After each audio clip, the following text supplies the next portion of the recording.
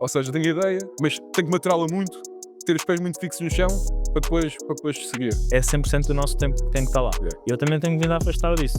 Até que agora estou quase 100% afastado. E alavancar o nosso tempo de uma forma diferente. Tal e qual. Por isso é esse o objetivo, né? Então, olha, obrigado, Roberto, por estares cá na tua obra, ok? Obrigado por teres vindo cá. Nós passamos aqui, tipo, Roberto, tens de passar aqui na tua obra, estava aqui a fiscalização, se puderes vir aqui ver o que é que se passa. Obrigado eu. Tendo erro de Cássio, mas pronto. Afinal, vais-me dizer. Só daqui a 90 minutos é que vamos ter a certeza do que é. Olha, é assim, eu sou terrível a apresentar pessoas, sou terrível. Acho que em grande parte porque não gosto de ler e dizer o que lá está. Vamos falar de várias coisas, vamos falar um bocadinho mais a fundo depois sobre ti e sobre aquilo que tu fazes e aquilo que fizeste. Vais fazer uma pequena apresentação do Roberto Feixeira? Pá, antes de mais, Miguel, muito obrigado por teres vindo cá acima, para fazer esta viagem para falar comigo. O erro de Cássio, mas no final tu dir-me-ás. O Roberto, 38 anos, madeirense, filho de pai de madeirenses, filho de um pai imigrante durante 18 anos na Venezuela. Depois, quando soube que eu vinha a caminho, resolveu procurar uma vida melhor e vir para Lisboa, para a capital, para dar alguma estabilidade à nossa família. Criou um quiosque de venda de jornais e revistas. E depois o Roberto vem de uma família muito humilde. Comecei na área do desporto, fiz ginástica, natação e depois ingressei no futebol, e toda a minha adolescência é toda ligada ao futebol. E pronto, não tenho grandes estudos, não tenho o 11º ano feito, fruto depois de uma dificuldade na família financeiramente, porque o meu pai, que me daria jornais e revistas, em 2000, com a entrada da internet em força, começou a cair a admissão da venda de jornais e de revistas. Tivemos ali um período meio conturbado a nível financeiro, tive que rapidamente ir para o mercado de trabalho procurar para ajudar a família, e pronto. E a minha jornada é feita desde muito cedo ligado ao mercado de trabalho. Ainda achas que vais morrer cedo? Vivo com esse, Ainda sentes. vivo com esse pensamento diariamente. Sim. Não é? Por acaso foi engraçado, porque ainda há pouco calhou e pareceu-me aquele pedaço de podcast em que tu falas, se podcast, aquilo era um podcast, que falas sobre esse assunto, e eu achei muito engraçado, porque é um medo que as pessoas têm, e normalmente pensamos nisso em fases diferentes da nossa vida, mas tu, não foi só o receio, tipo, é uma coisa ativa, Bastante. né, ativa, que ponderas, pronto, acredito que de vez em quando vem à mente, e era para perceber se isto foi um ano atrás. Este que eu ouvi foi um ano atrás, era só para perceber se Continua. Há aqui um claro contexto nesse sentido. Toda a minha família, ligada ao meu pai, foi falecendo, ligada tudo com doenças cancerígenas. Portanto, o meu pai também. Eu vivo muito com esse receio, e ainda mais quando nasceu os meus 2 filhos, mais esse receio ficou preponderante. Daí eu hibridar muito para o mercado de trabalho e diversificar imensamente na área dos negócios, para o mais rápido possível conseguir automatizar os meus investimentos, para que a minha família esteja toda tranquila se eu deixo para a minha família embora. E vivo com isso com muito. É um trauma que assola-me bastante, e tenho feito tudo para. Por exemplo, biofeedback, estou a fazer biofeedback, consultas com o Dr. Manuel Pinto. Tenho procurado tudo o que é biohacks que eu consiga fazer para melhorar e prolongar a vida. Tenho procurado fazer isso. Tens agora um plano de ginásio, por assim dizer, ou de exercício, não sei se é ginásio termizado, mas tens gosto sobre isso, faz parte de todas as pontes, não é? Sim. Ou seja, tu começaste a trabalhar muito jovem como roupeiro, Sim. em diversos setores, call center, Sim. e 10 anos na administração pública. A tua jornada no trading desportivo começou em 2008, Certo. está correto?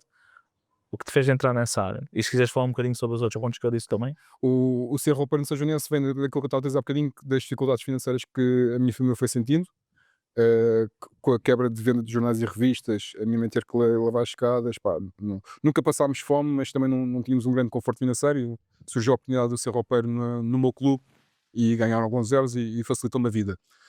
Posteriormente, fiz call centers, EDP, PT, planos de noite da PT. Havia aqueles, agora era uma loja de agarrar no telefone e fazer chamadas ilimitadas. Antigamente tínhamos que havia aqueles planos, se fosse chamadas ao fim de semana, mais ao fim de semana, havia um plano só para o fim de semana, então eu ligava para as pessoas para fazer esses planos. Depois fiz outbound na Zone, era o único trabalhador ao domingo de manhã, entre as 7 e as 8 da manhã em Portugal. Se vocês ligavam, era eu que ia atender. E era engraçado porque todas as adesões a canais premium eram feitas por telefone antigamente. Agora fazes da box, mas antigamente eram feitas por telefone. E esse era um período de horário muito engraçado porque tínhamos uma taxa de aderência a canais pornográficos muito grande. Então recebíamos o pessoal, bom dia, queria fazer muito. E foi uma etapa engraçada que teve que ser uma jornada de querer fazer acontecer logo. E depois surge a função pública, uma junta de freguesia da minha localidade, onde estive lá durante 10 anos como assistente administrativo, e o training entra aí em paralelo. Em 2008 vejo uma reportagem do Paulo Rebelo, mais conceituado trader português, a falar que vivia das apostas esportivas, vinha num Ferrari, pá, o sonho de qualquer um, viver das apostas esportivas lá de Ferrari, aquilo cativou-me. Fui pesquisar e desde aí até agora tem sido uma das minhas atividades, que é o treino esportivo.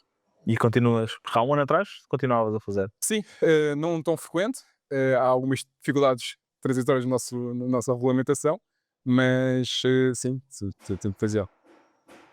Porque os outros negócios, e eu falo porque quando comecei a perceber e comecei a ler também mais sobre como é que tens a estrutura montada das empresas e tudo mais, é algo que eu também tenho vindo a trilhar caminho para esse sentido.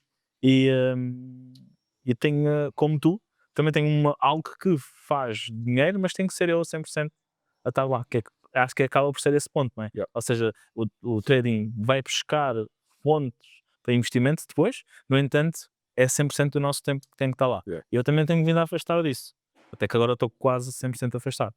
E pelo que eu percebi há um ano atrás, também já estavas nesse, não digo caminho, mas a ideia era isso. É a visão, E alavancar o nosso tempo de uma forma diferente. tal e qual. Por isso é esse o objetivo, não é? Todas as empresas onde estou envolvido neste momento, o objetivo é esse mesmo. Ao longo dos anos no treino, consegui financeiramente ir poupando e investindo, que deu-me uma bagagem para eu poder começar a diversificar em negócios, que eu sei que tenho que empregar muito tempo no início até automatizar os seus processos, mas o objetivo é muito claro. Eu quero criar esta empresa porque sei que se encontrar as pessoas certas, elas vão ser o meu braço direito e eu vou despender algum tempo no início a planear, dar a minha cultura e a minha visão à empresa, mas o mais rápido possível delegar nelas para que aquilo se automatize, do meu ponto de vista, que fique automatizado, para que batemos no ponto certo.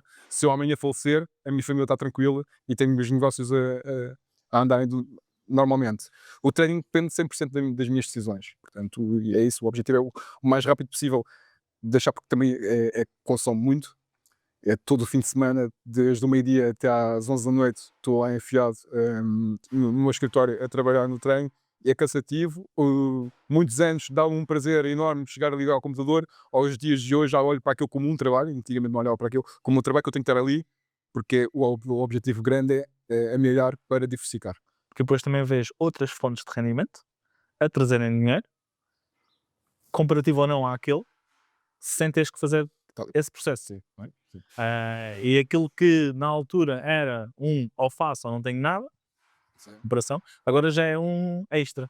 Ainda não é um extra, porque aquilo que eu tenho até agora ainda acho que é o princípio. Eu acho que ainda tenho muito para crescer e muito para diversificar a nível empresarial.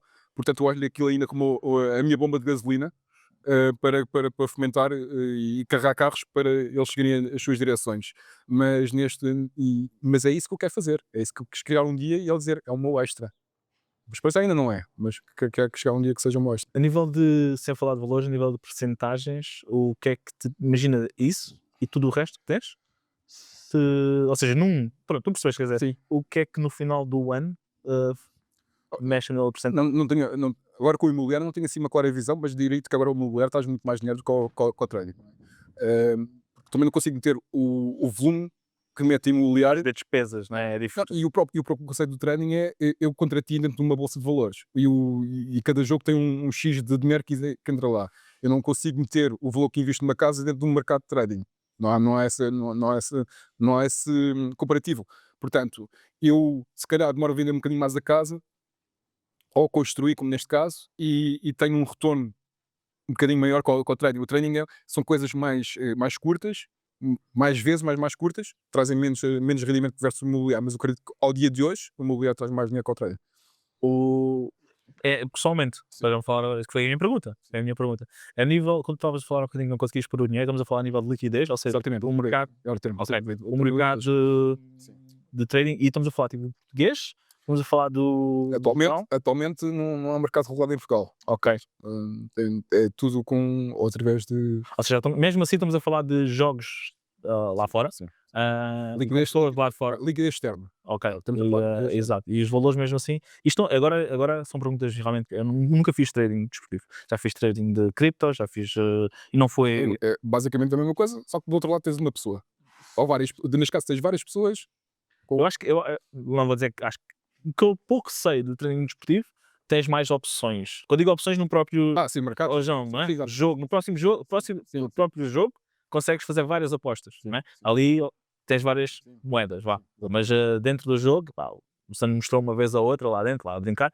Eu como qualquer bom amigo, tipo, dou-te 20 euros e tu fazes, que eu não percebo nada daquilo. Isto já há muitos anos atrás. Mas percebi isso, ou seja, lá dentro tens muitas opções dentro do próprio jogo. Por isso é que eu digo que acredito que seja um bocadinho mais complexo ainda do que aquilo que eu estava que eu fiz.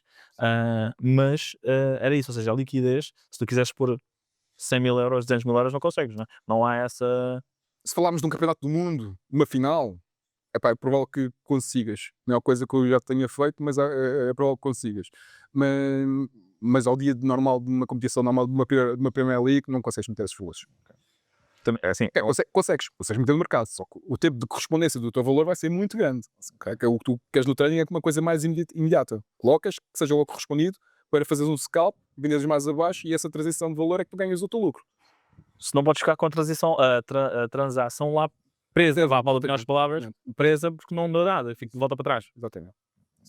É engraçado porque a Melissa meteu aqui uma pergunta que era qual era a diferença entre o placar e o trading desportivo. E eu dei-me assim uma facada, percebe? Deu-me assim um bocadinho uma facada e tipo rodei um bocado no baço e pensei, eu não lhe vou perguntar isto. Eu depois meti, eu depois meti aqui a dizer, olha, algumas perguntas vão ser público, para o conhecimento público geral, por isso eu até posso perguntar. Mas há outras que eu sei claramente a resposta. E parece mal eu estar a perguntar Não tem isso. nada a ver. Não tem Mas é isso, ou seja, o placar é Euro-milhões. Certo. Totoball, ou o que é que era antigamente, ou ainda é, não sei. E trading desportivo, não estou agora ao ponto de comparação, mas é isso, é trading, é apostas. Apostas de. Eu não gosto de chamar de apostas. É. Porque quando tu falas a palavra aposta, estás a sinalizar que aquele evento vai acontecer. Né? Apostares que aquele evento vai acontecer. No treino desportivo, tu não necessariamente aquilo tem que acontecer. Não sei, tu tens posições dentro do mercado em que tu pretendes, independentemente do que se está a passar no momento do jogo, tu pretendes é que aquilo, a transação, se tu comprar em cima e vendes em baixo, ganhaste a transação ali, independentemente se há gol, se não há gol, se há canto, se não há canto. Uma aposta o termo aposta é investir e espero que aquilo aconteça. Ok? Não, isto para dizer que Aposta é sim ou não? eu, quando falo de trading, gosto de falar de investimentos e ativos desportivos. E a aposta faz-me sempre lembrar o placar. Sim, exato. Assim, a aposta já é quase do género de sim ou não. Exatamente. Sim ou não. Ou vai acontecer aquilo ou vai acontecer aquilo. No teu caso, não há necessidade de acontecer nem uma coisa nem outra para conseguir retirar, e fazer dinheiro. Na aposta tu não tens controle. Tu achas que vai acontecer aquilo e pronto. Com o caixa não tens mais nenhum controle. Fica à espera até ao fim. Enquanto eu no treino tenho todo o controle daquilo que eu estou a fazer.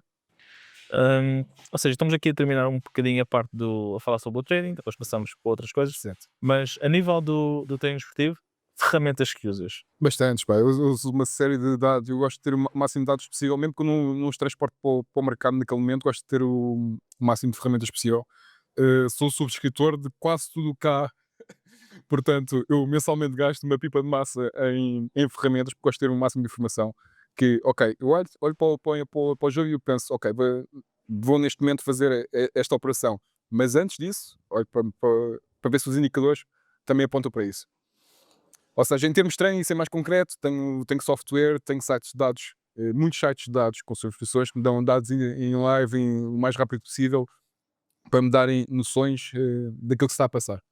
Nunca sentiste que informação a mais?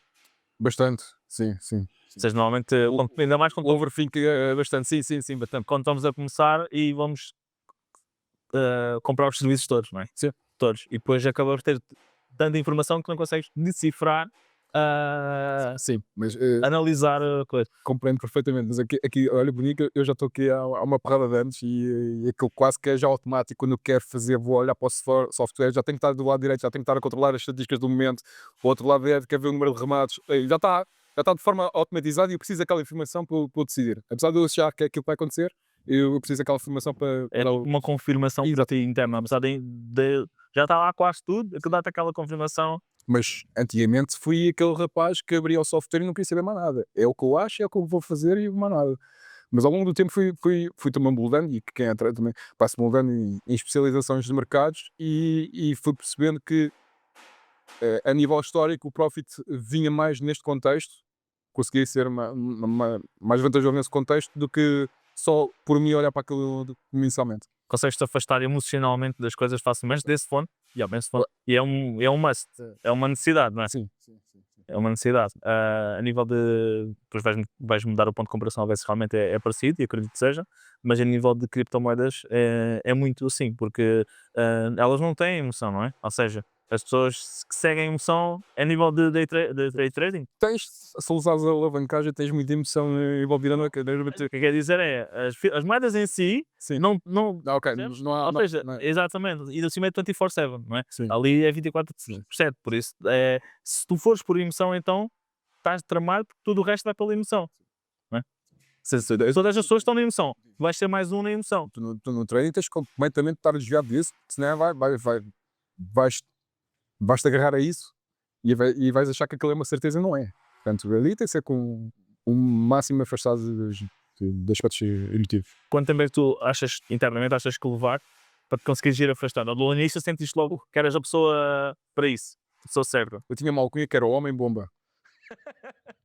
Portanto, os meus primeiros anos Estavas um tilt. os meus primeiros anos de trading foram duros. Perdi muito dinheiro, bati muito com a cabeça, mas sempre tive aquilo na cabeça que era: eu não tenho escolaridade, faz conta que isto é faculdade, eu estou a pagar as propinas, se todo o dinheiro que eu estou a perder é para o aprender. Mas eu disse isso uma porrada de vezes e perdia sempre muito dinheiro. Até que depois, quando vais crescendo, eu também era muito imaturo. Estamos a falar de 18 anos, aquilo era o sonho americano, pá, e fui crescendo aos poucos ao dia de hoje, 20 anos quase depois. Homem-bomba. Homem-bomba, foi dizer. Ou seja, em que tu começaste a fazer a training, continuaste a trabalhar durante algum tempo. Quando é que conseguiste fazer a transição? Muito pezinhos no chão, o Roberto. Estava na função pública, na ajuda de freguesia. Entendi que a determinado momento conseguia ter mais dinheiro mensalmente através do treino do que da minha remuneração como funcionário público. Então o que é que eu decidi fazer foi pedir se podia fazer part-time na função pública. E curiosamente deram-me isso, e durante 3 anos, para não cobrar imediatamente, estive durante 3 anos a fazer part-time, e só depois é que, quando eu fiz um pé de meio que disse: ok, já tenho aqui alguns anos de trabalho, se isto correr mal no primeiro ano, eu tenho aqui uma bagagem, o fundo de emergência, como costumam muito falar, já tinha ali o fundo de emergência ali de lado, então vamos arriscar. De quanto tempo esse fundo de emergência? O número Quanto tempo exatamente? quando eu decidi de largar, eu acho que tinha 4 ou 5 anos de junta de freguesia já. Sim. Não. Quanto tempo? Quanto de remuneração de junta de freguesia, é o equivalente a 5 anos de remuneração da junta de freguesia. Ok. Eu sempre pensei que se correr mal, Estruturaste dessa maneira. Não o valor mínimo que precisavas, assim. mas o valor que ias receber se continuasses lá. Eu tinha o pensamento, agora imagina que isto começa a correr muito mal e começa a perder muito dinheiro. Se eu tenho que ir para o mercado de trabalho outra vez, e se eu demorar muito tempo a alguém querer-me outra vez no mercado de trabalho, então tinha que ter alguns anos de bagagem para. Mas 5 anos realmente é bem pés na terra, realmente tens razão. Foi mesmo com esse ponto. Estavas a falar disso? Em tudo o que eu faço, eu tenho que ter muita salvaguarda daquilo que. Eu sou maluco nos investimentos, e quando digo quero, mas tenho que ter certeza absoluta, uma salvaguarda muito grande atrás para dizer que vou. Nós estávamos no caminho de cá, eu estava a perguntar ali ao Tomás em relação aos investimentos, temos falado sobre isso há pouco tempo, e ele disse: olha, ontem no fim de semana acabei de fazer os cálculos na liberdade financeira. Esse é o primeiro, falta-me o nome Fundo de emergência. Fundo de emergência, exatamente. E pronto, estávamos a falar sobre isso. Os tais 6 meses, normalmente 6 meses, 12 meses, exatamente. Normalmente não se vai para 5 nem 4. Por isso, Também atenção, eu na função pública o meu ordenado era 600 euros. eu não querendo falar muito, ele mora com os pais. Ele deve ser... por isso ele também não precisa de muito dinheiro. Mas sim, o que quer dizer que tiveste mesmo, continuaste, foste fazendo até ter esse dinheiro. E agora estavas a falar de alguma coisa que eu ia falar também e perdi-me. Mas pronto, eu ia falar em relação a esse ponto muito específico da transição. Quais é que são os principais, aos teus olhos, quais é que são os principais erros dos novos traders? Que os novos traders cometem, e o que é que tu dirias a essas pessoas? Tipo, ok, eu já passei por isso, se calhar tentem ir aqui para a direita ou aqui para a esquerda. Conheci os erros, não os conheço porque eu fui-me afastando das comunidades de trading e de apostas e tudo mais. Faço o meu trabalho no meu cantinho, sossegadinho, não tenho assim grande contacto com outros traders. Portanto, à vivência do atual eu não te consigo dizer, mas o início leva-se muito, os erros comuns é verem alguém a fazer e querem ir a replicar o que essa pessoa está a fazer e entrarem com muito dinheiro. O primeiro passo é, mete lá daquilo que tu podes perder emocionalmente, sabes que vai correr tudo mal. A primeira coisa que entrar, vai fazer falta ao final do mês? Não me faz falta? Ok. E não entres com tudo ao mesmo tempo. Divide, faz aquilo divisões, porque aquilo vai correr mal. Eu, ao dia de hoje, também tenho percas. Não há ninguém que consiga ser totalmente vencedor em tudo o que faz, nas operações que faz a nível de treino. Portanto, cautela naquilo que estou a fazer. Estudem muito, há muita informação atualmente na internet de outros criadores de conteúdo. Epá, estudem e vão colocar uma dentro do mercado. Tu chegaste a fazer, criar cursos ou criar formação? Algum deles está ativo neste momento? Não. Aos anos. Cheguei a fazer presencial. Corri ao país e fazia uma salinha em presencial. Tal experiência. Engraçada, mas ao dia de hoje dizia, pá, que nabice, que na altura não tinha grande conhecimento. Pá, eu achava que na altura já era um conhecedor muito grande nada a ver. Fui crescendo por isso. Uma aprendizagem. Uma aprendizagem. Normal. Vamos falar um bocadinho mais a nível de imobiliário e outras empresas. Se não me engano, tens 3 empresas no ramo. 3 separadas. Tenho a BTS, tenho a Honda, onde a gente está neste momento, tenho a Home Staging e o que é que eu tenho mais? Tenho Uber, tenho a Players, tenho do imobiliário. Isto vou separar na minha cabeça. Ok. Vou simplificar, inicialmente vou dizer que são negócios. Certo. E tens esse mesmo número de negócios, número de empresas, ou seja, separadas Sim. em empresas por empresa. Sim. Ok. Eu quando pensei, por causa de ter vários negócios, ter várias empresas, e falei com o contabilista, ele disse que em Portugal, a nível contabilístico, que não faz muito sentido. Não há necessidade, seja o que for. Eles, pronto, estavam a fazer comparações com outros. Eu percebo o porquê. Eu percebo o porquê de ter outras empresas. Tanto é que ele também queria ter. A minha dúvida para ti, visto que criaste este processo, não é? O motivo pelo qual e a nível de custos que tens com contabilidade, depois é um custo separado para cada um. Claro que se calhar tens tudo no mesmo, o preço é um bocadinho melhor, mas tens esse custo. Ou seja, preferiste mesmo assim ter esse custo para conseguir estruturar as coisas dessa maneira? Consegues tipo, falar um bocadinho sobre isso? Porque isso, isto toca-me a mim mesmo. Basicamente, clareza. Só quero ter clareza sobre os meus negócios. Se ao dia de hoje quiser saber que a minha empresa que faz compra e venda de imóveis, quanto é que está a gerar, ou a minha empresa que constrói de raiz, quanto é que está a gerar, ou a minha empresa que faz home staging, quanto é que está a gerar. Tu dizes, Roberto, mete tudo num bolo e faz. Mas assim, eu tenho clareza. Eu sei. Que se ligaram para uma contabilista, Nuno, dá-me um balancete da ABTES, já vai mandar o balancete, eu sei que tudo está lá, é só daquilo, não tem que estar, este artigo é de qual? É da ABTES, é da Home Staging ou é da onde? Não, tu tens clareza. Tenho estes custos, claro que tenho o custo da contabilista, tenho o custo das contas bancárias afastadas, tenho uma série de custos, mas a mim dá-me clareza, conforto e sei que, imagina que algum destes começa a não correr tão bem, eu não quero prejudicar os outros dois. Então está tudo separadinho. Ok, este não está a correr tão bem, mas já me aconteceu. Eu criei uma imobiliária e ela não me correu tão bem. Fechei a imobiliária, está feito. Vi que aquilo a longo prazo não estava a mandar. Fechei. Agora, se estivesse aqui no contexto, se calhar não ia ter tanta clareza. Depois olhava para os números, eu sou muito de ver, visível, e de desenhos e tudo mais, e gosto de ver as coisas à frente, e se estiver muito misturado, vai-me causar ansiedade, e como sou só eu a gerir nisto tudo, quero ter a clareza máxima. Mas do ponto de vista financeiro, isso é uma má gestão porque estás a ter custos acrescidos que se calhar não fazem sentido. Pá, a mim faz-me sentido e até o dia de hoje é isso que me tem dado a clareza para caminhar para seguir em frente noutros caminhos financeiros. A nível de. Lá está, tu tens essa clareza, e depois a nível de gastos, a nível de comprar aquele carro, aquela carrinha e tudo mais, tens que fazer toda essa separação e fazes essa separação, ou acabas por. Pronto. Vamos o mais claro possível. Ou se não está neste momento, construção de raiz, o que é necessário para a construção de raiz? É preciso uma carrinha de caixa aberta, é preciso uma carrinha entrando na contas da onde está feito, não é da Habitat, não tem nada a ver com uma coisa com a outra. Clarinho. Eu sei que do outro lado vai haver pessoas quando verem isto, vai ao Roberto, estás a ter custo acrescido isso ao final do ano, são um X disto a poupar, e não sei o quê. Tenho conforto sobre isso. Não, mas eu percebo perfeitamente, até porque a minha ideia inicial era essa e já sei qual é a pergunta. A minha ideia inicial era essa e provavelmente quando criar algo que sinta que é essa necessidade, o vou fazer, pela clareza, por simplesmente haver uma separação grande entre entidades, e a minha dúvida aí vinha também nesse ponto. Tu aqui és o criador da empresa, de cada uma delas, pois obviamente isto lá está, isto é gravado, por isso, porventura, se não quiseres falar alguma coisa, estás à vontade. Isto já mais uma vez também é, normalmente estas perguntas eu faço ao almoço, Mas isso eu sou uma carta branca. mas isto porquê? Eu tenho andado também a aprender e a tentar estruturar e perceber, até conhecer, quando falo com o contabilista, quando falo com o advogado e tudo mais, perceber o que é que pode-se fazer em Portugal, como é que se estrutura as coisas em Portugal e como é que se pode fazer noutros sítios faz de uma maneira aqui faz de outra.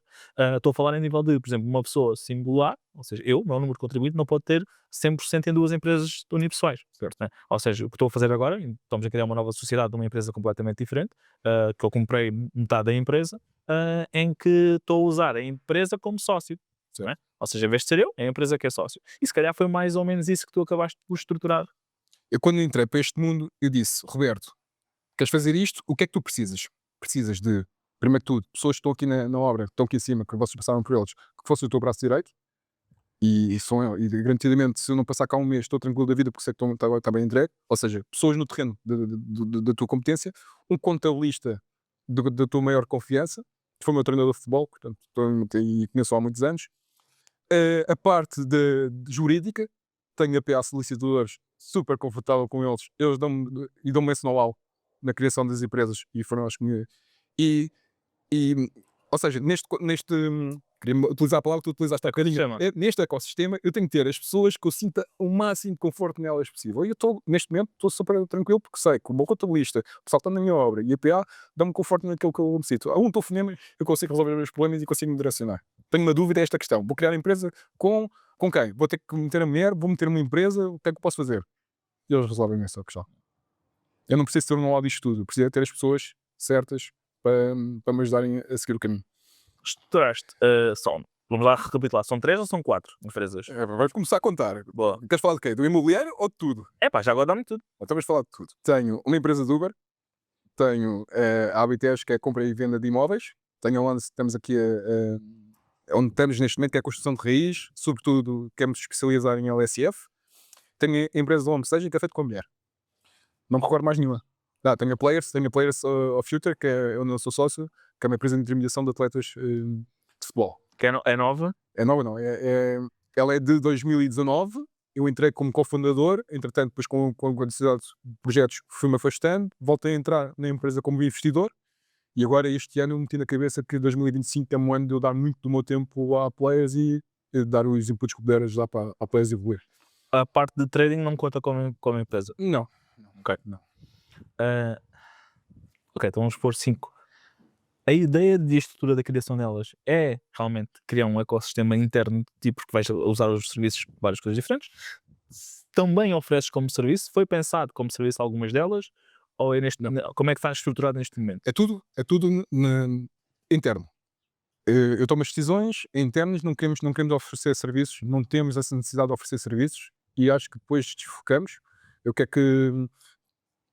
quero que, por exemplo, a Honest não vai, ao dia de hoje, na minha perspectiva, não vai oferecer serviços a outras pessoas que queiram comprar casa, queiram construir em casa LSF. Eu procuro o terreno, eu construo o produto, eu ofereço o produto final. Ok? Não quero ter pessoas envolvidas, ou seja, neste caso, prestar serviços. Quero ter o controle total da operação. Sou muito esta questão de eu ter o total controle em todas essas empresas, tirando a parte do Uber, mas todas as empresas eu quero ter mesmo o controle. Não quero ter, é o que estávamos a falar, de vendermos a casa em planta ou em construção.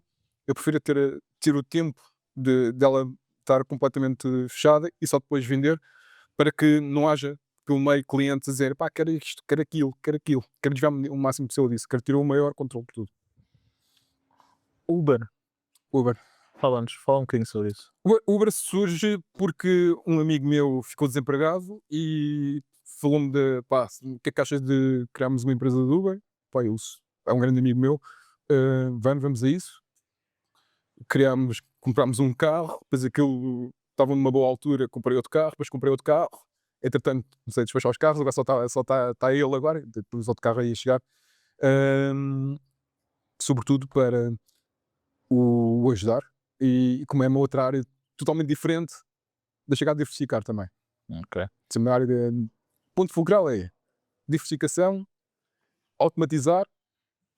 Se eu hoje não estiver cá, se amanhã não estiver cá, as coisas estão a fluir. Conheces uma aplicação que é o Turo. Ou é o Turo. É Airbnb, não, é Airbnb para carros. Ou seja, não há cá, eles tentaram cá em Portugal, mas nos Estados Unidos é muito conhecido, que é isso, tens um carro e metes ao alugar como se fosse um Airbnb, como se fosse um apartamento. E é a mesma coisa, ou seja, as pessoas vêm buscar, tu vais levar o carro e usam durante uma semana, é o rent-a-car pessoal, Sim. não é? Ok. E por causa dos apartamentos, do alojamento local que nós temos lá em baixo, temos quase 80 imóveis e faz todo sentido ter transferes, ter ter transferes e tudo mais. E pensem nessa que cresce, ou seja, iniciaram por esse lado, Uber, uh, essa aplicação que ia me ajudar a rentabilizar os carros, porque é isso, porque eu estava a pensar, porque é que foste para o Uber, podia também ter um intuito de estrutural, no sentido, ok, nós também fazemos isto, ou utilizamos, vamos buscar pessoas, vamos ter isto e aquilo. E o Uber Uber é transporte, não é? Ou seja, a qualquer altura, simplesmente nós agora estávamos a chegar aqui e não tínhamos, e tu, olha, como o teu amigo, Yeah.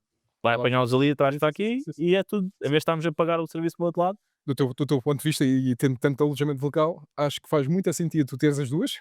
Ou seja, enquanto está parado, está a fazer Uber, quando te apetecer trabalhar, faz. eu estou na lista de espera deles, da aplicação, deixaram lá na lista de espera um dia que voltassem para Portugal, a utilizar. Tem um carro em Lisboa, não tá mesmo a funcionar, mas nos Estados Unidos ficou não tão conhecido como Airbnb, mas muito conhecido, porque pessoas normais conseguiam alugar os seus próprios carros, fazer muito dinheiro. Por isso é uma coisa que ficou sempre a bater na minha cabeça, que um dia há de voltar cá e vamos conseguir rentabilizar isso. Depois não conseguiram por causa do sistema português e o que é que dava e o que é que não dava, é como o Airbnb, exatamente, como a Uber no início. Sim. O que é que consideras ser o maior desafio para um empreendedor no mercado imobiliário atualmente e como as tuas empresas se adaptam a esses desafios? Isto são perguntas daqui. São muito bem estruturadas. Não, estão estruturadas bem demais para mim. Eu é mais. Então, Uber.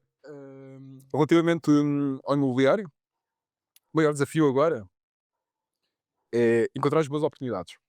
Há muita informação agora, cada vez mais há mais cursos a surgir sobre o imobiliário e isso traz muitas pessoas interessadas no imobiliário e isso faz com que muitas pessoas estejam a pesquisar todos os dias a toda a hora de oportunidades. Se eu há uns anos atrás agarrava no Idealista e ia encontrar uma oportunidade e fazia o contato com o mercado de visita, hoje se não for mal cai aquela ali no Idealista, entrar em contacto, se eu entrar passado 2 ou 3 horas já foi. Portanto, acho que agora nesta fase é a oportunidade de encontrar uma boa oportunidade no mercado. O mercado também está em crescente e disfruta os preços cada vez mais altos, mas sobretudo encontrar uma boa oportunidade. Estavas a falar lá está. Telefonar, mal cai a oportunidade de telefonar no Idealista. Sim. Está certo. As pessoas ficam. Imagina, tu estiveres do outro lado, acontece bastante. Nós vemos a oportunidade e mais 10 pessoas viram a oportunidade. E telefonamos, Já. diz a gente, não, já não é esse preço. Já Eu sabes. já conheço. Então tive 10 ofertas em menos de 24 horas. Isso também é um erro muito grande. Por acaso, nós vivemos muito no ramo imobiliário e as pessoas dizem: olha, esse imóvel em princípio sai por X. Mas alguém deu-me X mais 50 mil. E ela disse que valia ou deu-te? Porque uma coisa é essa pessoa dizer: alguém, mas ela não chegou lá, o mercado é que decide, não é essa pessoa que decide qual é o valor. E depois as pessoas caem nesse erro de, ok, tipo, o António deu-me mais do que eu estava a pensar, agora vou pôr esse valor, mas ou um bocadinho acima, e nunca mais volta ao valor que eles queriam, ou que conseguiram, Vai ficar preso no mercado. que eles ficaram agarrados àquele valor, porque se um imóvel naquele prédio àquele valor, é o ser humano. O ser humano é muito complicado nesse ponto. E eu tenho feito agora o inverso. As minhas últimas aquisições foram terrenos, foram quando vais ao idealista, em vez de meteres os mais recentes, metes os mais antigos. Mais antigos, está muito no mercado, se calhar começam a ficar impacientes quando está muito no mercado, se calhar tens mais capacidade de negociação com esses que estão há mais tempo no mercado. Das duas uma, ou estão confortáveis com o valor que está e deixam lá estar e quando bateu, ou começam a sentir que o mercado não lhes está a dar muita atenção e ao primeiro contacto, passado muito tempo, estão disponíveis para negociar. Quando há atualizações de preços, quando Também. baixa o preço, as Então. pessoas depois também baixa assim, nós pedimos 20 a menos, não é? É ser humano, mais uma vez, é assim, tem que ser, para fazer negócio, nós somos investidores, não estamos aqui para Tal e qual. quando é consumidor final, quando é para viver, está tudo certo, percebe-se perfeitamente. Por acaso, no ano passado compramos um em leilão e na altura até tirei umas dúvidas com os do PA. Depois eles estavam a falar sobre leilões e falamos um bocado, tirei ali uma dúvida ou outra, que eles sabem também bastante sobre o assunto. E eu, à data de hoje, para comprares um imóvel em leilão, só se tiveres várias coisas fora do normal. Porque mesmo em leilão, vais acabar por comprar. Eu já vi, eu queria dizer, em Timor, acho que as pessoas a comprarem em leilão sem verem o idealista. No mesmo prédio tinhas renovados a 110, eles estavam a comprar a 150. É a questão da ganância. Quando tu estás em disputa do Um leilão, jogo. há um nome de Liga, não é? Há um trigger qualquer ali eu que queria lembrar-me do nome, o Cláudio da PA fala muito disto e o João Zola também fala disto. Há um nome Claro. científico sobre esta questão. Quando tu estás a disputar um leilão, tu vais pagar muito mais caro, de certeza absoluta. Ou tu tens muito está muito na tua cabeça dizer que vais chegar a valor não passa. e desapareces e sais do computador, ou se ficas lá, vai-te puxar o gatilho para tu voltar Queres a ganhar, Exatamente. parte de Tá. emoção que queres ganhar, queres ir dali com um win Exatamente. e depois sais com alguma coisa. Sim, já vi aqui na zona, aqui perto de Lisboa, coisas muito mais caras, mas muito, quando digo muito mais caras, é muito mais caro. Estamos a falar de 50 mil euros acima em leilão, porque as pessoas são isso. Depois sobe e depois já não queres perder mesmo. Este que compramos foi, lá está, diferente, ou seja, tinha as pessoas lá a morar, ou seja, tínhamos que esperar que eles saíssem, não tinha fotos, o imóvel não tinha fotos, Foi mesmo às seguras. foi às escuras. No entanto, eu na altura perguntei logo a pessoas que conheciam, eu nunca tinha visto. Imagina, há lá prédios que eu já sei, mesmo que esteja tudo partido, eu sei o valor dele internamente, tipo, este valor. Agora, este não tinha visto ainda, mas perguntei a quem já conhecia e disse: olha, então este imóvel depois para vender, ou seja, revenda, qual é o valor? Então podemos ir até X. Ok. Se ele valia, pá, isso na altura, agora já é mais, mas valia 190, nós compramos por 156, mais coisa menos coisa. Ele agora 200 e Agora foi isso. A percepção deles agora nos últimos anos. mas foi por isso que saiu esse preço, não ia sair ao valor dele ou mais alto. Mais alto. Mas só por causa destas condicionantes. Porque a verdade é essa, as pessoas. E depois tornou-se. O L longe e coisas do género tornou-se comercial. Tornou-se, todas as pessoas vão lá e brincam e conhecem. Ainda estávamos a comprar uma loja para a nova sociedade e alguém deu 20 a 30 mil euros a mais do que nós achávamos que valia. Passado 2 ou 3 meses, vi no mercado, vi no leilões outra vez, falei com o agente de execução, o senhor engana-se. O senhor engana-se. Deu a mais. Eu não acho que eles tenham enganado. Eu acho que ele depois foi analisar e percebeu se estava a que tinha feito. Porque nós íamos dar até 50, 60 e ele deu 70, 77. Não foi um valor absurdo, não foi 150, não foi nada desse género. Por isso acredito perfeitamente que ele depois foi analisar e percebeu, não havia a necessidade de dar este valor. E eu na altura pensei, tu e agora? Porque eu pensava que tinhas que pagar mesmo. Ou seja, no momento em que deste aquele valor, tinha a ideia que tinhas que pagar. E o que ele me disse foi, o que acontece é, por exemplo, se for a primeira vez, eles ou podem ter que pagar um fee, ou dizem, não entras mais na plataforma. Removem, exatamente. Pode haver custos a pagar, Faz sentido, não estás a prejudicar, não é num brinquedo. não é? As pessoas, os agentes de também daqui, vai lá em baixo fazer essas viagens, não é? Por isso, mas na altura fiquei mesmo a pensar, isto, a seguir vais ter que pagar, não tens hipótese, mas pelos vistos tens essa benesse, mas é se fizeres uma vez. Se fizeres mais do que uma vez, provavelmente tem Eu experiências com ele só tenho uma e não correu assim muito bem. Eu comprei, o imóvel está todo partido e eu pensei, bem, depois quando fui ver era demasiada obra que tinha que meter lá e o valor de venda renovado não era assim tão atrativo quanto isso. Eu disse, então vou pôr aqui no mercado com 5 ou 10 mil euros a mais a ver se alguém pega nisto como está agora. E tive muito tempo no mercado à espera, pá, e se ganha 2 ou 3 mil euros foi muito. Portanto, já arrisquei, usei leilões. Ou é um produto fora do contexto em que ninguém queira, um terreno, uma casa em ruínas, uma coisa assim desse sentido. Porque se for um produto atrativo numa zona urbana, vai ser difícil. Vai ser a bom preço. Estamos a ver um terreno para nós, em Ferragudo, não sei se conheces, conheces Portimão? Mal. Ok, pronto. Logo ao lado, do outro lado da ponte, é uma zona mais fina, tem lá terrenos grandes, grandinhos, não é grandes mesmo, mas tem lá moradias. Nós estávamos a ver aquilo, este terreno, pá, sair por 150, 200 mil, nós compramos. Saiu para aí por 500 mil. E o terreno devia ser, não quero exagerar, talvez 600 metros quadrados. 600 metros quadrados. Tens uma vista, pronto, muito boa, mas 600 metros quadrados, stun. Eu ali estava a falar com um amigo sobre isso, na brincadeira. Lembras-te daquele terreno que tu querias comprar? Lembro-me perfeitamente. Dicas para isto é o tópico. Dicas para empreendedores e futuro, ok? Qual é o impacto? Já agora, tens 2 meninos? Certo. Que idades? 2 e 6. Muito parecido, tenho 2 e 5. 5 e meio, vai fazer em junho. Como é que se chamam? O mais novo Rafael, o mais velho Correia. RR, Rafael Rodrigues. Tu vês os super campeões dos Macs animados? Do Oliver Tsubasa, fazes ideia do que é? Sei. Benji e Oliver. Os meus. Oliver e Benji. Eu vi e no podcast que tinhas falado, estavas a falar. Consegui. Mas o Benjamin foi ela.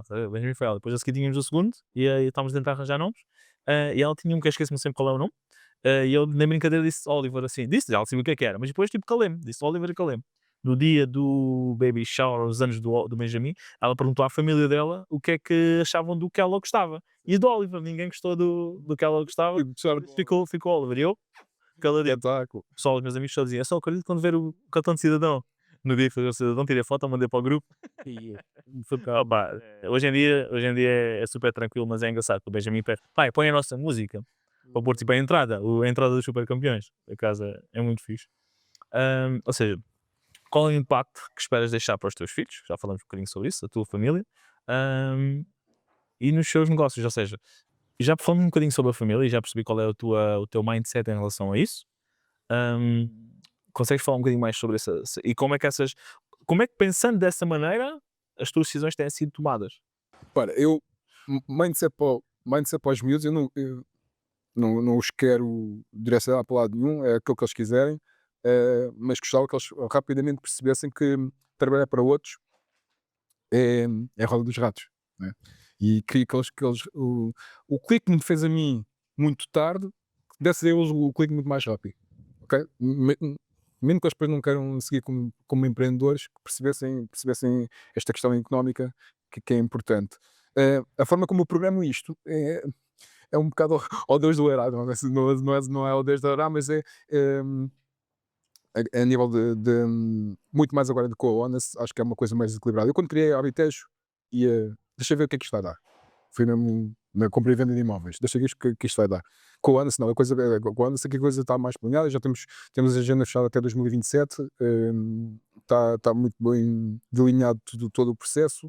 Esta é a primeira construção que está a acontecer e é uma construção que vai demorar mais tempo que aquilo que se espera de uma construção normal, porque eu quero que isto aconteça mesmo processo por processo e que as pessoas que estejam cá sintam-se à vontade, sem pressão, para fazerem, porque é a primeira que estamos a fazer em LSF, apesar de a gente estar numa estrutura de betão, porque é a parte do churrasco, toda a casa vai ser em LSF e é uma novidade para todos nós. Eles tiveram formação de LSF, só que uma coisa é ter formação, outra coisa é na prática, e quero o maior conforto deles. A partir do momento que esta esteja concluída, aí sim já temos programado uma dinâmica na Honest de muita rapidez e isto ir de encontro à tua pergunta, que é como é que eu tenho planeado isto para a minha família, que é que até 2027 eu tenha todos os projetos que eu tenho em mente construídos na Honest e a partir daí começar a pensar em investimentos imobiliários para deixar aos meus pequeninos, nomeadamente uma casa ou outra, que o lucro desta empresa me permita fazer isso e deixar uma para cada um, para eles estarem salvaguardados 2 para amanhã, se eu me for embora, estarem salvaguardados. Mas a nível de programação, não há muito mais do que isto. Ainda são muito pequeninos, eu acho que o ensino financeiro, a educação financeira, vai com mais tempo. Eu acho. Eu tenho andado a debater quando é que vou começar a passar isso também. E também não sei o ano certo, mas por acaso no último podcast entrevistamos o dono do Black Pig, o Miguel, e ele quase que o tentamos convencer a fazer um livro, porque a madrinha dele uma tia, a tia contava-lhe uma história que praticamente foi a história que ele utilizou depois na cabeça dele para se tornar um empreendedor, para desenvolver as coisas. E isso é um livro que eu disse, eu queria, porque isso é um livro que eu quero passar aos meus filhos. Simplesmente o facto de fazer as coisas e com tipo, crias as galinhas, vendes as galinhas, compras isto, compras aquilo, Ok, não sei o quê. ok. Ou seja, Certo. quase que é compra e venda de imóveis para Sim, alavancar. aquela educação financeira, aquele para perceberem Exato, com história de crianças. como é que História funciona de a crianças. economia. Sim, sim. E isso é acho que é algo que sem forçar conseguia implementar. Ok. Percebes? Consigo implementar essa história e ele é, porque nós lemos histórias, eles leem histórias, conseguimos implementar isso, ou seja, sem ir para essa parte. E mesmo a nível de, dizemos, nós na brincadeira, imagina, o que é que tu dizes quando queremos, eu quero alguma coisa, tens que ir trabalhar. Sim, sim. E eu tipo tento não dizer dessa maneira, não dizer isso. Era isso, vais de encontro com aquilo que estavas a dizer há bocadinho, que é que eles o mais rápido possível percebam que trabalhar para o outro vai ser a roda dos ratos e que ser empreendedor vai-te permitir teres um maior conforto, se calhar, financeiramente, mais dor de cabeça, mas que é um conforto mais financeiro, mas ainda acho que ainda são muito pequeninos para conseguir introduzir isto. O Miguel Garcia, a semana passada falávamos sobre isto, ele faz todos os fins de semana, fala com os miúdos sobre isso. São um bocadinho mais velhos, se calhar já têm maior capacidade de entender.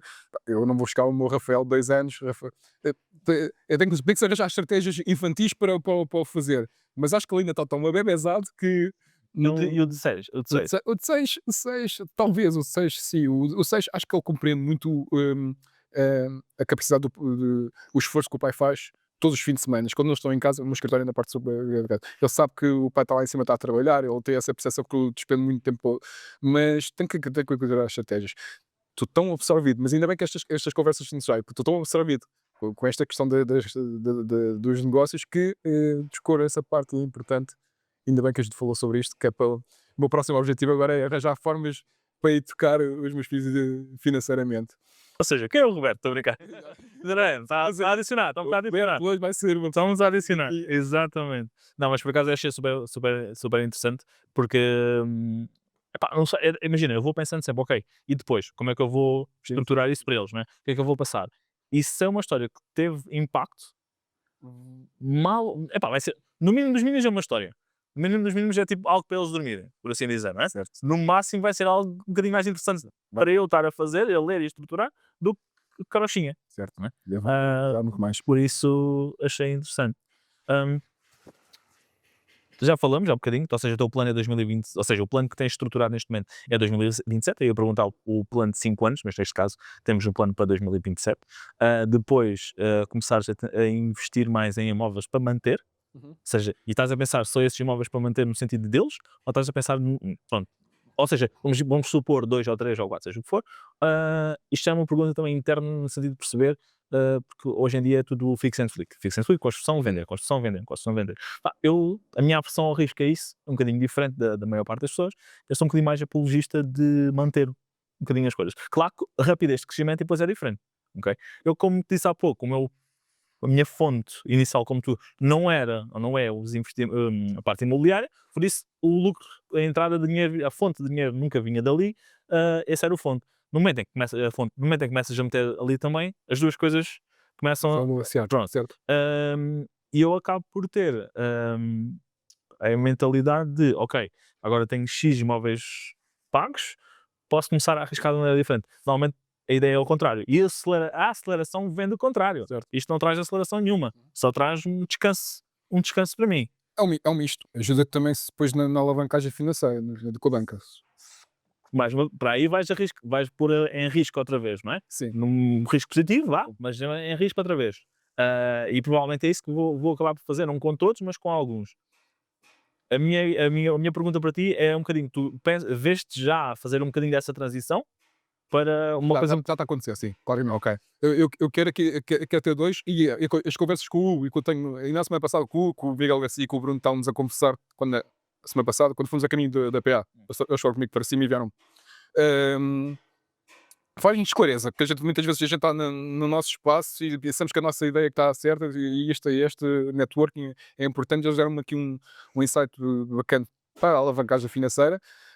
Atualmente, o que eu pretendo é fazer. Estamos nesta construção, como disse há bocadinho, a seguir desta construção, temos 2 lotes aqui em cima, logo imediatamente, para fazer esta construção, mais 2 moradias. A seguir, vamos passar por uma organização da Teixeira Duarte, escassos metros, com vista também para ali para baixo, Dentro de um, e vai ser uma coisa engraçada, porque vamos ter uma organização da Teixeira Duarte com um centro de logística, com um Lidl, com lojas, com um parque infantil, e nós vamos estar dentro dessa organização, e acho que vai ser um crescimento brutal para a ONAS. E a seguir temos um lote de 5 mil e tal metros para fazermos um condomínio fechado de 6 moradias térreas. Este é o nosso plano, muito rápido, transparente, para até 2027 a gente fazer isto. E a par disso, com a Habites, ir comprando imóveis que me permitam ter arrendamentos e aí conseguir fazer a alavancagem financeira. Com a entrada das rendas, o banco percebe que está a entrar dinheiro e consegue-me dar um maior conforto financeiro. Mas estás a falar com o rapaz que é mais travado a lidar com bancos. Eu tenho super medo, e é que estás os riscos, eu tenho super medo de arriscar com o banco. O Pinheiro vai-te dizer isso claramente. Eu sou daquelas pessoas que vai para o empréstimo. Esta casa é um exemplo disso. Fui para o empréstimo está lá, não toquei, não tenho medo, tenho pavor que 2 para amanhã apareça um Covid, por exemplo. O que é que acontece? As nossas operações, e as tuas também, não é? Tá, o Airbnb sofreu com o Covid. Eu sofri, mas ao mesmo tempo a parte de publicidade online subiu. Ok. Ou seja, tipo, uma acalmou e a outra disparou. Não subiu, disparou na altura. Por isso acabou por mexer um bocadinho. O Airbnb sim, assim, a parte turística, aquilo morreu, mas morreu ali durante 2 ou 3 meses. Depois o verão resolve, no Covid não há verão. No verão não há Covid. Não é? Por isso acabou por resolver, mas sim, um pouco. Eu tenho muito isto para dizer, tenho muito pânico de utilizar o banco, mas eu sei que se quer crescer tenho que ir por esse caminho, vou ter que ir por esse caminho. Conclusão, misto, construção e compra e venda para gerar liquidez imediata, ou seja, se eu compro um imóvel de 150, se eu vender por 180, basta fazer contas gerais, esqueço os impostos, não venham cá crucificar pelos impostos, são 30 mil euros, não é? Quantos anos se eu tivesse aquele imóvel a arrendar, quantos anos é que eu teria de ter para chegar aos 30 mil euros de lucro? Ok, mas não posso só fazer isto, eu preciso também deixar ativos que façam uma entrada de dinheiro constantemente, que é isso que o banco gosta, entradas constantes de dinheiro. Estabilidade. Exatamente. E para aí também é ir criando imóveis para arrendamento que façam entradas de dinheiro constantes para o banco olhar para mim de outra maneira. Ou seja, sendo este podcast que estamos a ter agora, a fazer agora esta conversa sobre empreendedorismo, tinhas algum conselho que darias a empreendedores que estão a começar neste momento? Neste momento, ou seja, alguém que está a começar, começou há meses. Participar em eventos, criar networking, falarem com pessoas que vai-vos abrir a mente claramente, que já estão a vencer porque já têm este bichinho de querer ser empreendedores e é brutal. O primeiro passo está dado, o segundo passo é frequentar eventos, fazer podcasts. O que é que eu fiz para quando não havia eventos? Comprei todos os cursos de imobiliário em Portugal. Eu tenho os cursos todos. Roberto, fizeste os cursos? Não, participo nas comunidades. Estou nos WhatsApps, estou a conhecer o relacionamento, sei quando é que há um evento, por exemplo. Ultimamente já não tenho participado tantos, mas criei grande parte da rede de contatos que eu tenho do imobiliário foi através disso. Fiz o curso do Ricardo Matos, fiz o curso do Vita, fiz o curso do João Gonçalves, fiz o curso do Arthur Mariano, fiz o curso do João Imobiliário, estou na academia do João Zoio. Tudo o que há de imobiliário em Portugal é logo, é direitinho, tal, compra. Porque quer estar onde as outras pessoas que pensam da mesma maneira ou que querem investir na mesma área, eu quero conhecer essas pessoas. Está-se uma roda de pessoas novas a entrar e nunca se sabe quando é que surge aqui uma parceria da Câmara. Alguma pergunta que eu gostarias que eu tivesse feito, que não fiz? Não, acho que não. Acho que não. Pá, não falámos sobre a Players, eu gostava muito de falar. Estás a ver? Players, Boa. porque a Players é o meu bichinho para 2025. E fechamos aqui um bocadinho do imobiliário e o trading e olhamos para o mercado do futebol e do agenciamento dos jogadores, que é um dos grandes focos que eu quero dar em 2025. Ok. Tu sempre tiveste ligado ao futebol, como falamos durante muitos anos, e continuas ligado ao futebol. Mesmo eu realmente não conheço muito pouco sobre esse mundo, desse mercado, como é que é feito as coisas. Consegues dar um one-on-one em relação a isso? Sim, olha, dá-te o contexto como é que eu cheguei aqui. Fui jogador de futebol, federado até primeiro ano de sénior, tinha 2 pés esquerdos, era central, mas ao longo da minha curta carreira quando jogador de futebol fui ganhando muita responsabilidade nas equipas que passando. Fui sempre capitão de equipa, os meus treinadores tiram muito essa responsabilidade e eu acho que devo muito a eles e a todos os grupos de trabalho com quem eu trabalhei, à pessoa que sou hoje, porque esse sentimento de carregar uma braçadeira, não só do ter de dizer que era capitão, mas tudo aquilo que eu trazia para dentro do balneário, toda a responsabilidade, a disciplina, o não sair na véspera do jogo, o chatear. Tenho aqui um dos meus melhores amigos, está aqui comigo agora, fazia parte dessas equipas. Criei grandes amizades no mundo do futebol. Depois era júnior, convidaram-me para ser treinador adjunto dos iniciados, ou seja, eu jogava ao sábado à tarde, domingo de manhã era de treinador adjunto. Comecei a ganhar uma maior responsabilidade, um puto com 17 anos, a estar também a liderar com outros miúdos com menos de 3 anos do que tu. Pá, deu-me um sentido de responsabilidade muito grande. A par disso, as pessoas que foram passando por mim no futebol, mais tarde um treinador convidou-me, ele era coordenador de scouting do Sporting, convidou-me para ir para o scouting do Sporting. Estive lá 7 anos a fazer scouting para o Sporting. É brutal a experiência. Um, Mais tarde, uns anos mais tarde, não sei dizer o ano, o António Torrão convidou-me para fazer parte de um agente de futebol, e é o primeiro contacto que eu tenho com as pessoas grandes do futebol. Trabalha com o Paulo Rodrigues, depois trabalha com o Oscar Dias, depois trabalha com o Nuno Gilberto. São pessoas que são agentes de futebol, e percebi que, pá, da mesma maneira, quando eu em 2008 olhei para o treino e vi um Paulo Rebelo com o Ferrari a trabalhar, que era o meu sonho.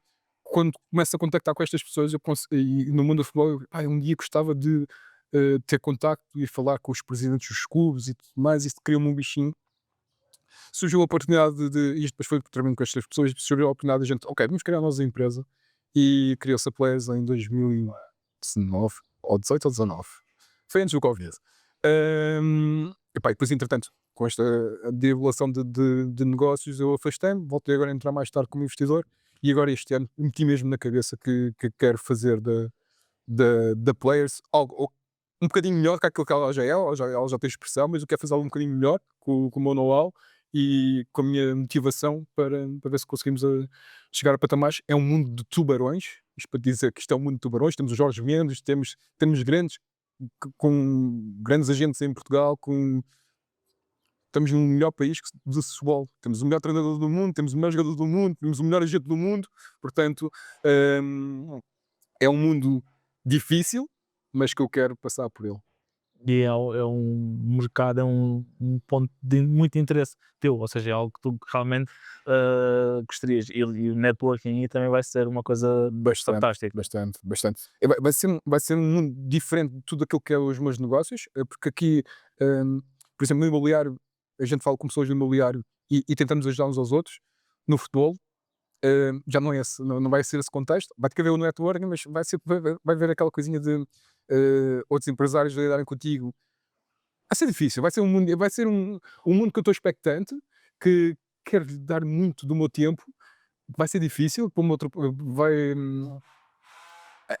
vai ser uma ultrapassada de obstáculos para mim, que é esta coisa que a gente está aqui a fazer agora, que me custou muito ao início para começarmos o podcast. Sou super envergonhado e agora parece que não, porque agora já estou a pegar a moto, mas o contacto com pessoas que eu não conheço, que vai ter que acontecer neste mundo, dá-me um fiozinho aqui na barriga e um nervosismo de que Foi para isso que nós viemos cá, que é para te habituar, exatamente, para desbloquear isto. porque aí o networking provavelmente vai ser muito à base de não concorrentes, não é? Ou seja, nunca podes ir para outros investidores, neste caso, outros agentes. Yeah. O networking tem que ser sempre à base dos outros, claro que pode ser. Há agentes que fazem parcerias, e muitos dos nossos acontecem parcerias entre agentes, mas repara, um agente tem um jogador com um contrato a 2 anos, é o standard. Só pode haver o contrato de representação durante 2 anos. Se tu começas a falar com um agente que tem um jogador que está em final de contrato, estás a ver? Eu ainda não passei por isso, porque o António tem passado por esse processo todo, e eu sinto algumas reticências se eu vou conseguir superar esses obstáculos ou não, mas quero tentar. Vocês já trabalham com algumas equipas, alguns jogadores, neste caso, jogadores, Já temos cá, eu não te consigo dizer mas já temos para aí 15. e é numa zona específica Não, de equipas de cima a baixo. Ok. Maioritariamente nacionais, mas temos jogadores patrocinados por todo lado. Ok. Masculins e femininos. Eu vi que tu tinhas feito umas publicações em relação a isso e estavas à procura de Scouts. Criámos agora. olheiros. Sim, Não é? exatamente. Estamos agora a criar uma equipa de scouts. Já estão selecionados, já estão a começar a ter formação para irem para o terreno. Ok, esses scouts são em part-time, é full-time, é à parte? É uma prestação de serviço. Prestação de serviço. Eles vão-nos prestar, que a gente vai identificar os jogos, eles vão para o terreno. A gente precisa de chegar mais cedo. Da mesma forma que eu cheguei ao imobiliário e disse assim: o que é que eu posso fazer diferente para fazer-me referência? Então eu em 2021 criei a empresa de home stage para chegar a imóveis já estarem equipados home staging cinematográfico, ou seja, tudo que eu utilizo de home staging é tudo em papelão, só para as pessoas terem uma clareza do que é o espaço. No futebol é a mesma coisa. Aos tubarões, como é que eu consigo fazer defesa aos tubarões? Tenho que ir para o terreno mais cedo. Eu tenho que tentar o talento mais cedo para eles. Por isso preciso de pessoas espalhadas pelo país inteiro que me consigam referenciar atletas mais cedo. Norte a sul, Norte a sul. já tens pessoas no Algarve para fazer isso? Temos uma pessoa no Algarve nisto. Ok, Vá. ok. E dentro da estrutura que vocês têm montada, achas que vai ser suficiente ou vão precisar de mais? Estamos a começar. Esta é a primeira estrutura. Estamos agora com 10 pessoas que estão a começar a ter formação connosco. Eu quero dar o máximo de ferramentas possível. Por isso é que eles mal entraram, estão a ter formação. Eu nunca, sempre que eu fiz scouting para outras pessoas, nunca me deram formação. E eu quero capacitar estas pessoas, quero que elas sintam mesmo em casa e elas candidataram-se, sabendo o que é que tinham que fazer, mas ainda assim estamos a dar formação, vamos ter uma ferramenta específica para a criação de relatórios. Pá, quero comentar isso tudo. Portanto, dou o processo de conhecimento, portanto, não consigo garantir que sim ou não. Algarve, temos o Portimonense, Farense, depois não conheço ainda muito a estrutura dos distritais. É uma questão dele começar a fazer o mapeamento e mais tarde perceber se há necessidade ou não de acrescentar mais pessoas. E vocês, como empresa, é que fazem o estudo inicial para mandar a pessoa para o jogo, certo? Porque obviamente ele vai crescendo e vai próprio internamente percebendo quais é que são e vão dar um feedback. Não, nós temos um chefe scout que vai indicar, quer dizer, a gente tem necessidade de perceber esta equipa, porque é cada talentos. E depois ele vai lá, faz o relatório e depois o transmite. E depois é sempre temos uma pessoa que fica responsável por entregar os jogos que eles têm que observar. Ok, interessante. Scouting é sempre uma coisa que não é. Imagina, todas as pessoas, quase todas as pessoas, sabem que existe o scouting, no sentido dos olheiros. Quando digo todas as pessoas dentro do futebol? Sim. Ou do desporto. Normalmente no desporto nós brincamos muito com quando está na bancada, lá que é o olheiro do desporto. Brincamos mesmo no on-ball, etc. Temos falamos sobre isso. Mas depois internamente como é que realmente funciona, poucas pessoas sabem. Sim, mas o processo não tem aqui um grande história sobre isto. Ele é identificado o jogo, ele vai ao terreno, observa as equipas, ou faz um mapeamento de todas as equipas, identificar, dizer quais são as características de todos os jogadores, ou só faz características de um ou outro jogador que destaca-se em relação aos outros jogadores. Obrigado. Está feito? Está feito. Muito obrigado eu por vocês terem vindo cá acima a apanhar um grande frio. Eu acho que vai ser engraçado no vídeo, tipo, quando faz. Queres dar o início? Está tudo bem. Vale a pena fazer aquilo que estavas a brincar? Para mim não é preciso. Para mim está tudo Podemos fazer, que agora já comecei a ligar, já liguei a moto. Pronto, já estou fechado. Então, dá tempo? Ok. Quem é o Roberto? Olha, Miguel, antes de mais, obrigado por teres vindo cá acima, apanhaste um grande frio. É o primeiro que estás a fazer fora? A Caes, o outro foi lá ao pé de Portimão. Okay. Por isso, quem faz uma viagem de Portimão a Lisboa é duro. E pá, muitos parabéns e muito obrigado por teres vindo cá. Tirar-me aqui para a área do desconforto que é falar. Quem é o Roberto? 38 anos, madeirense, filho dos pais madeirenses, um jovem muito ambicioso, sem escolaridade, tenho o 11º ano e não tenho rodeios nenhum, por isso é que eu faço questão de dizer, porque não é preciso ter os grandes estudos para alcançares aquilo que pretendes. 38 aninhos, ambicioso, muito querer fazer acontecer, venho de uma família humilde, um pai imigrante, 18 anos na Venezuela, veio para Lisboa, criou um quiosque de vendas de jornais e revistas.